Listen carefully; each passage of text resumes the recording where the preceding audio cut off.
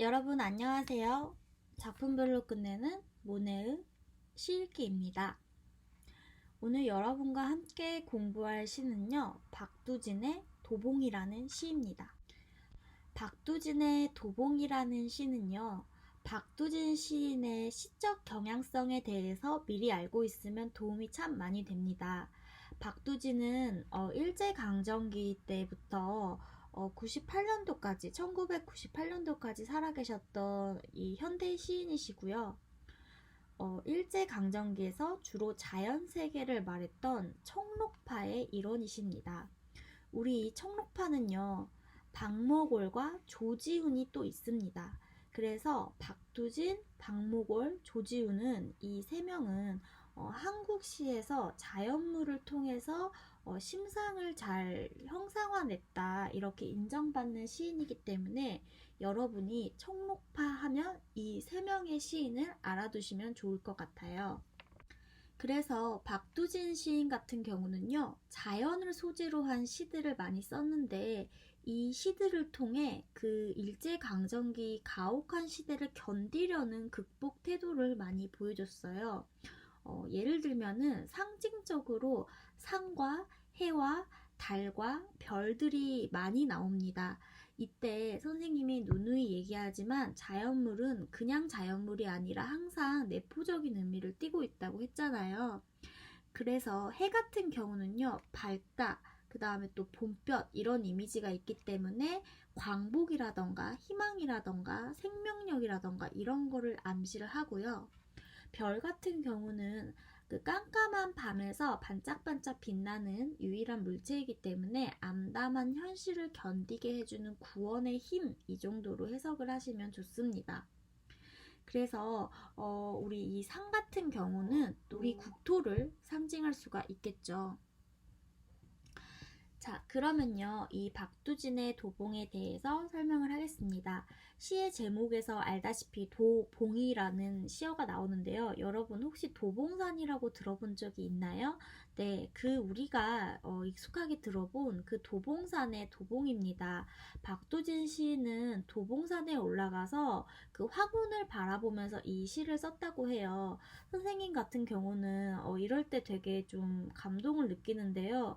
우리가 보통 일상적인 생활을 하거나 뭐 거리를 가거나 산에 올라가거나 바다를 보거나 해도 시상이 떠오르지 않잖아요. 그런데 시인들은 이런 순간순간의 깨달음을 얻어서 시를 쓰는 것 같다는 생각을 했습니다. 자, 그러면 우선 일연을 한번 볼게요.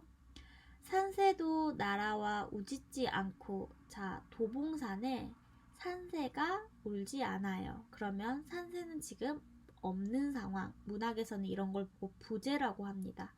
산새가 부재한 상황이네요. 그러면 당연히 적막하겠죠. 그 다음에 이연을 볼게요. 구름도 떠가곤 오지 않는다. 산에 새도 울지 않고 하늘에는 구름도 보이지 않아요. 굉장히 적막하고 외로운 그런 고립된 순간이겠구나 우리가 알 수가 있습니다. 자, 그러면 사면으로 갈게요. 인적 끈인 곳. 당연히 산이니까 아무도 오지 않는 곳이죠. 홀로 앉은 가을산의 어스름. 이렇게 이야기를 하고 있습니다. 지금 우리가 산에는 사실 구름도 있으면 좋고 산새도 짹짹하면은 훨씬 더 정감이 있지만 그게 없고 인적도 없어요. 지금 당대의 우리나라의 일제강점기 현실을 비유한다고 보셔도 충분합니다. 그 다음에 가을산의 어스름인데요. 이제 계절적 배경이 여기서 가을로 나오고 산이 이 시의 화자가 있는 시적 공간이 되죠. 그런데 가을산이 어떻게 하고 있어요? 홀로 앉아 있죠. 이때는 자연스럽게 의인법을 썼고요. 이 가을산의 어스름이라는 건 황혼이 오는 시기입니다. 보통 밝은 쪽에서 어두워져 가는 시기는 점점 더 가혹해지는 현실을 상징한다고 볼 수가 있어요.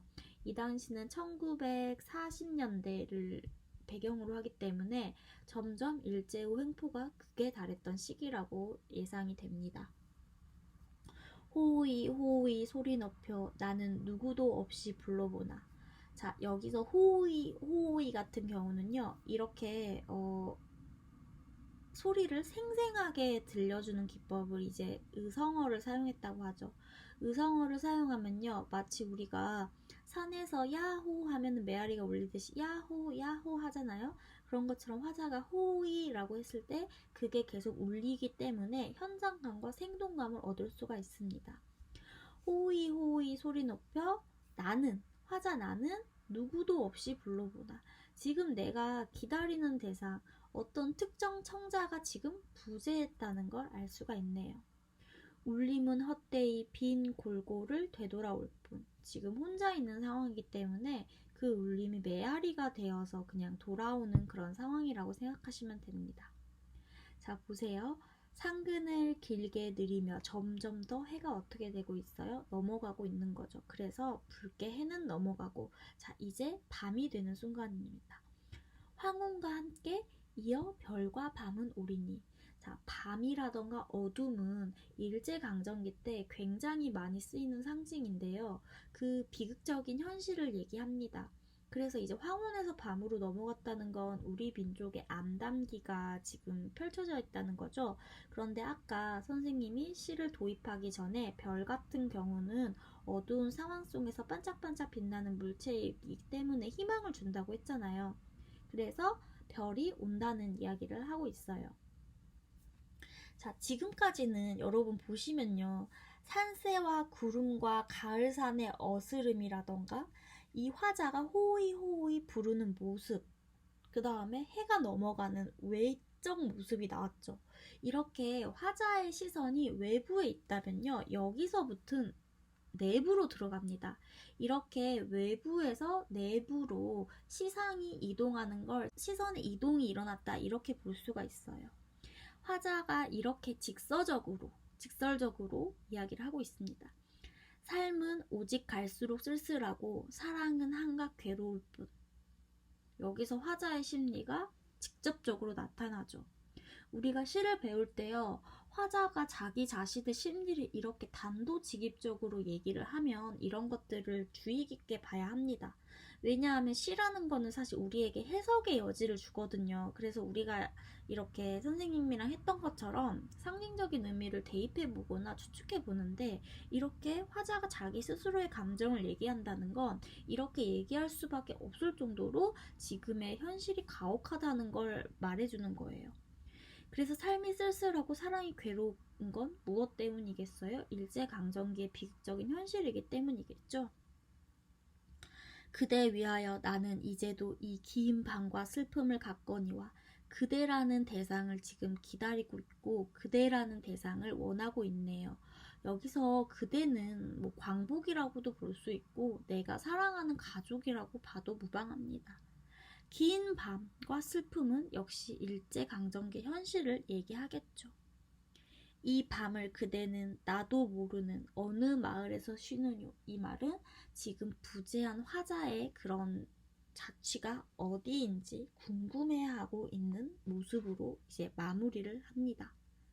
자, 그래서 이 시의 주제는요, 삶의 외로움과 구원에 대한 갈망이라고 요약해서 우리가 볼 수가 있고요.